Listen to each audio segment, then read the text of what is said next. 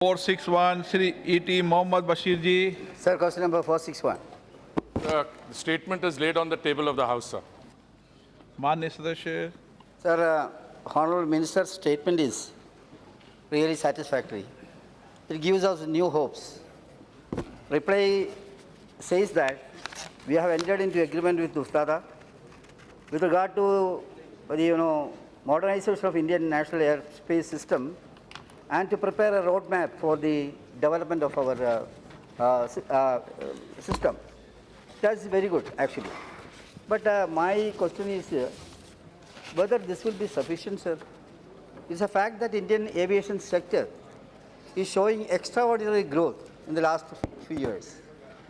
Various reports says that Indian airports by 2020 are estimated to handle 100 million passengers, including 60 million domestic passengers. Besides this, cargo handling in the range of 3.4 million ton per annum. There is no doubt that we must give top priority to that. Minister's statement is a hint to that. What I am asking is, sir, when we give this kind of consideration, it is mainly on big airports, major airports in the country. What I would like to ask is, the non-metro airports, sir, I would like to know through you, sir, whether we will have any special emphasis on the overall development of non-metro airports in addition to major airports in the country. I would like to know what exactly is the position of the government. Sir, I am in full agreement with the honourable member who says that the Indian civil aviation sector is experiencing dynamic growth. Sir, on that there is absolutely no doubt. With only a 7% penetration and an approximately 17% rate of growth, we, I think, are beginning to see the beginnings of a new era where civil aviation growth, today we are the third largest market. I think the rate at which we are growing, we currently have 345 million passengers per annum. This could reach the figure of 1 billion that the honourable member is mentioning. It could possibly, whether it's done so in 2020 or 2022, I'm not a soothsayer, but all I will say is that the growth trends point in that direction. The specific question the honourable member has asked is on the US Trade and Development Agency. And the US Trade and Development Agency is a technical assistance program which the US government provides to the exporters of its goods and services. And we have been participating in this program not only in the civil aviation sector since 2007, but also in the smart cities program, in the energy sector and elsewhere. Insofar as the non-metro airports that the honourable member has referred to, I would like to submit that our overall thrust of policy is that we try and privatize, as we've done on Delhi and Mumbai airports. We are privatizing some other airports. The resources that we get, we then utilize to develop airports in Tier 2 and Tier 3 cities. And I would like to submit to the honourable member through you, sir, that we have in the recent past successfully pursued the Udan scheme. And the Udan scheme has had 3 rounds of bidding. And if memory serves me right, we have already, I think, operationalized something like 184 flights connecting regional points, including in Tier 2 and Tier 3 cities. We have undertaken a development of a non-metro airport as a pilot project in Lucknow for capacity enhancement. And I would like to share with the honourable member that airport modernization, filling the gaps in the civil aviation sector, learning through best practices followed elsewhere, introducing air traffic flow management system. This is an ongoing process, and we are always consulting with stakeholders, including the consumers and passengers, to pursue this. Sir, thanking the Minister for the proper reply for my first question. Sir, my second question to you, sir, that is with regard to greenfield airports.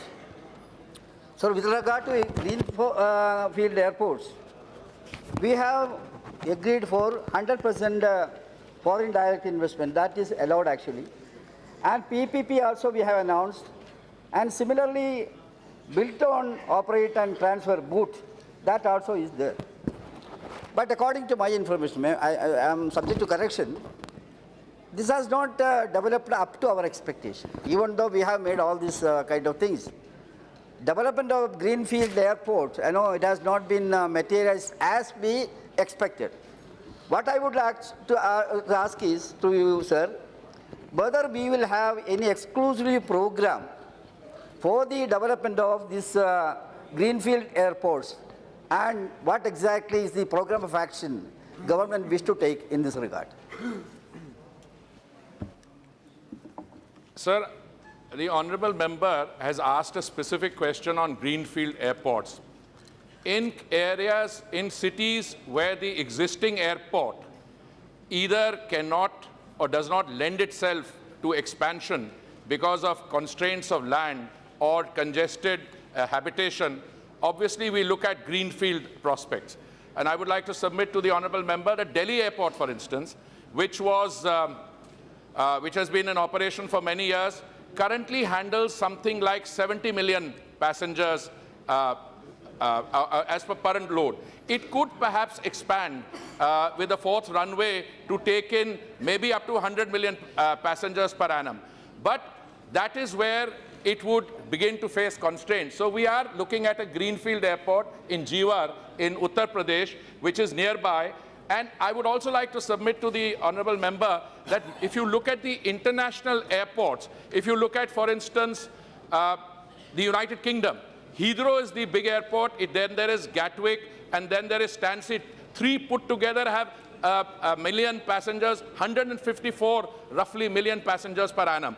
So greenfield airports are becoming necessary in our own country because in many of the existing airports are situated in populated areas where there is no scope. So I could give the honorable member a list of the greenfield airports. I don't think he's questioning, he has some doubts in terms of whether we have been successful. I would say that we have been rather successful. And even though I have no authorship, but some of the greenfield airports which I think I would like to draw the honorable member's attention is Jiwar in UP, Mopa in Goa, Navi Mumbai, and we have tried to pursue this policy through a single window clearance. And I think things are moving very fast, and I would of course welcome any suggestions that the honorable member or others might have. C.T.R. Baluji. Sir, Honorable Speaker, sir, thank you very much, sir. So it is pertaining to my own constituency, Shri Perumbudur. The much talked about Shri Perumbudur Greenfield Airport is not all seeing seeing any development. For the past 10-15 years, it is lying idle. I want to know whether who is at fault? Who is whether the state government, central government, or the civil aviation department itself? I want to know this so that I can take up the matter to the at least come and meet you on this aspect, sir. Thank you. It would always be a pleasure to meet the honorable member, as I've been doing for the last 20 years in different jobs I've held. Sir, a greenfield airport, first and foremost, depends on adequate land being made available by the state government. Let me see that as a starting point. When the land is available, and the state government would obviously make the land available if it has made a determination on the viability, on the kind of traffic, etc. In the case of Shri Perumbudur, as I had mentioned, I have just been confirmed, land is the issue. Now, once land is made available, I would be happy to put the resources of the Civil Aviation Ministry, including the Airports Authority of India, to see how to pursue it. And I would welcome a discussion with the honorable member, to which I will invite the representatives of the Airports Authority and other concerned agencies, and perhaps the state government, if they wish to also participate in the meeting. Srimati Darshana ji. जी, वैसे तो आपके माध्यम से मैं minister को भी धन्यवाद देना चाहती हूँ। जब से उन्होंने अर्बन मिनिस्ट्री और एविएशन दोनों साथ में संभाले हैं, तब से जो मेट्रो सिटी है उनके पोटेंशियल के बारे में और कनेक्टिविटी के बारे में उनको ज़्यादा वो प्रयत्न कर रहे हैं। वैसे पीपीपी मॉडल की जो बात आती है, सूरत एकमात्र शहर है जिसका हम लोगों ने 3 करोड़ डिपॉजिट के साथ में कनेक्टिविटी के लिए जो पहला प्रयत्न किया था, तो पीपीपी मॉडल पे एक्सटेंशन का, एयरपोर्ट के मॉडर्नाइजेशन का क्या उनका प्रावधान है, और जो नरेंद्र भाई ने इंटरनेशनल एयरपोर्ट के लिए सूरत में नींव रखी थी, तो वो कब तक एक्सटेंड कर पाएंगे, तो उसी के बारे में मैं आपके माध्यम से पूछना चाहती हूँ। Sir, I can only endorse what the honorable member is saying, that the honorable Prime Minister had laid the groundbreaking ceremony, the stone, and that we will now pursue this to see, because she wants to know the specific time by which we will complete it.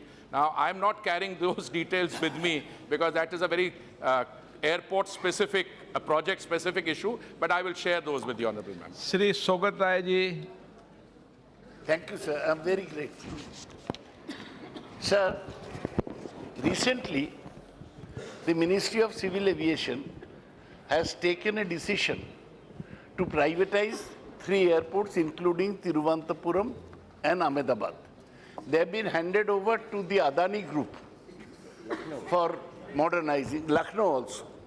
Now, this is handing over assets built with government money to private parties.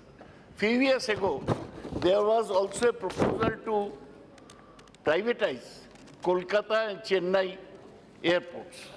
Now, this was withdrawn in the face of determined opposition by the workers and all concerned people in the country. Now, the minister has mentioned that they have been preparing a master plan for developing a cost-effective way to add capacity to meet future traffic demand at Kolkata and Lucknow airport. I'd like to ask the Honorable Minister if you would assure us that no further effort would be made to privatize the Netaji Subhash Chandra Bose International Airport at Calcutta, which has been modernized recently at a cost of 2,300 crores. I'd like him to assure us that this is not being privatized, which will be totally against the interest of the workers and the state. Sir, I will confine myself to saying that the government has taken a decision to privatize 6 airports. This was a decision taken in November of 2018. Out of these, we are proceeding with 3 of them. In respect of 2 others, I think we've resolved all the other issues. What further program of privatization we undertake, etc., is, well, there was a bid invited for 6 airports, and out of those 6 airports, 1 bidder was the succeeded in all 6 bids. We have taken a decision in respect of 3 of these airports to hand it over to that bidder. I can give you it is Adani Enterprises, yes, yes, yes, yes. And 1 minute. And the bid document, if you look at it, unlike the previous period when bids were confined to just 1 or 2 bidders and we received low bids, this one received 9 bids. And all of them were at an international class, and I can tell you they were extremely successful. And in fact,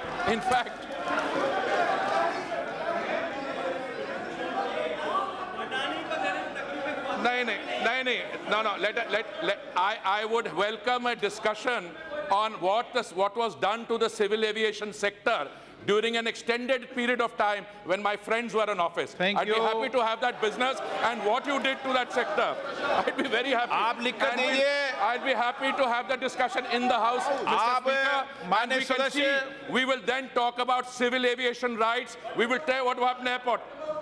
What about Kolkata? When we reach that point, माननीय मंत्री जी, आप उनका जवाब मत दीजिए. It is not my job to give assurances on hypothetical things. If we come to the conclusion that a particular airport, we receive a demand that it needs to be privatized, we will look at the issue on merits. I'm in no position to give private assurances to honorable members, and that's not a minister's job.